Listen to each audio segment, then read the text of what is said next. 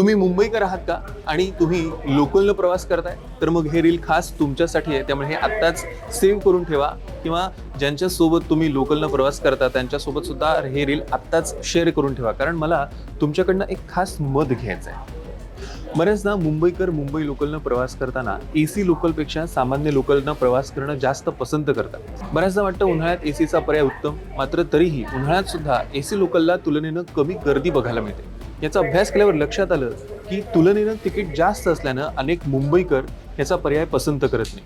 किंबहुना AC लोकलनं कोणी जात नसल्यानं मागून ज्या नॉर्मल गाड्या येतात, साध्या गाड्या येतात, त्याला प्रचंड गर्दी होते आणि त्याचा ताण हा संपूर्ण रेल्वे वाहतुकीवर येतो. याच नाराजीचा उद्रेक नुकताच विरार स्थानकात झालेल्या आंदोलनात बघायला मिळाला. विरार चर्चगेट ही नियमित साधी लोकल AC मध्ये रूपांतरित करण्यात आल्याच्या निषेधार्थ शेकडो प्रवासी रुळावर उतरले.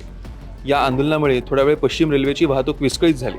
हार्बर मार्गावर प्रवाशांनी स्वाक्षरी मोहीम सुरू करून विरोध दर्शवलेला आणि मला यावर तुमचं मत जाणून घ्यायचं आहे. नेमकं तुम्हाला काय वाटतं? AC लोकल्स जास्त प्रमाणात असाव्यात की आपल्या साध्या लोकल मुंबईकरांना ज्या परवडणाऱ्या आहेत त्यांची संख्या जास्त हवी? तुम्हाला काय वाटतं? आम्हाला कमेंट करून नक्की कळवा.